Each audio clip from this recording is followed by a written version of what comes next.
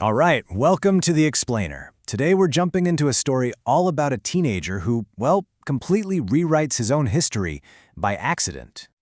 So Doc Brown says this, and this one idea, it's the engine for the entire story.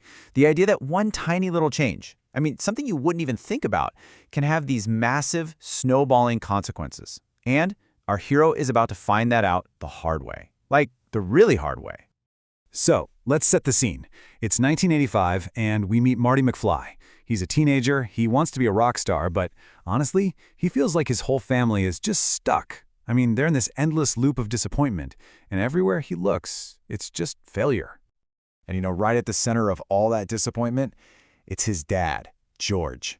This guy is so timid. He can't even stand up to Biff Tannen, the guy who's been bullying him his entire life and is now his boss.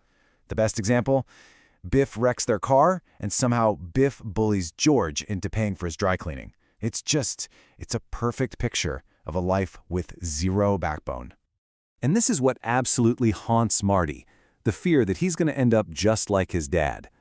And of course, his school's disciplinarian, Mr. Strickland, knows exactly which button to push. He basically tells Marty, hey, you remind me of your father. To him, the McFlys are just a long line of slackers, and Marty's next in line.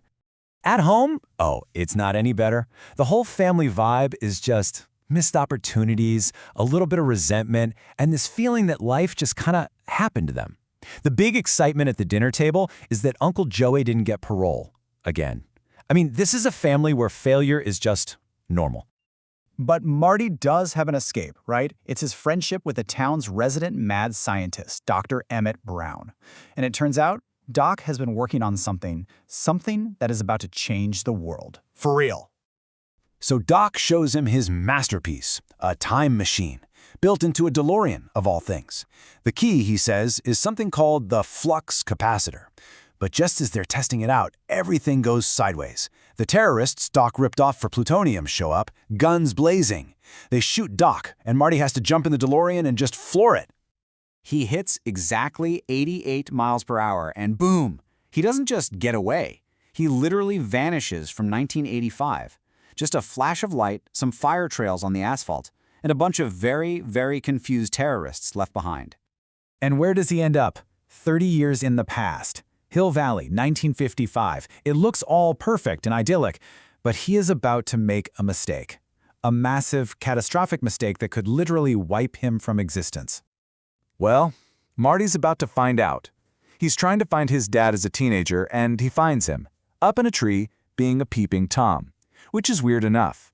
But then it gets 1,000 times weirder when Marty realizes the girl he's spying on is his own future mom, Lorraine. Okay, so George falls out of the tree right into the street and a car is coming. So Marty, being the hero, shoves him out of the way and gets hit himself. And that one single moment just completely wrecks his family's entire history. See, his mom, Lorraine, was supposed to find George and fall for him while nursing him back to health. Instead, she finds Marty and gets a huge crush on the guy she calls Calvin Klein. Yeah, because of his underwear. So now, Marty isn't just some tourist in the 1950s. Oh no. He is actively, literally, erasing himself from the future. And you see it happen in this photograph he has of him and his brother and sister. They start to fade away, one by one. He is on a clock, and if he doesn't fix this, he's just gone. Okay, let's get into the plan.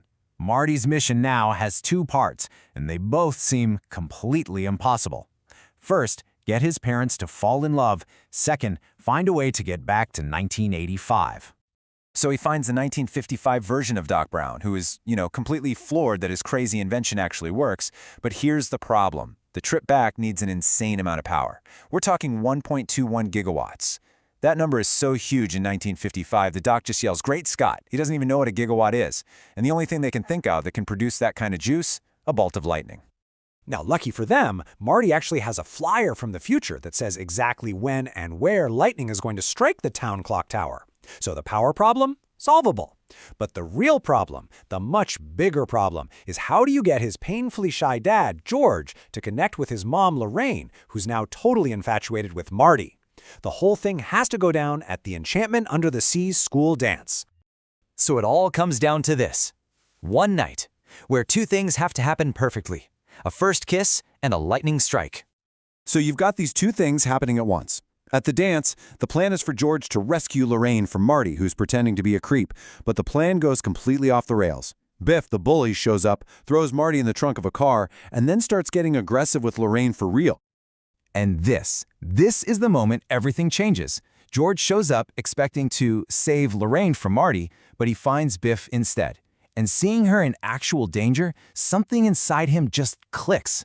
He finds a lifetime of courage he never ever had, and he knocks Biff out cold with one punch. I mean, this isn't just a punch. This is the moment George McFly decides who he's going to be for the rest of his life. So Biff is down for the count.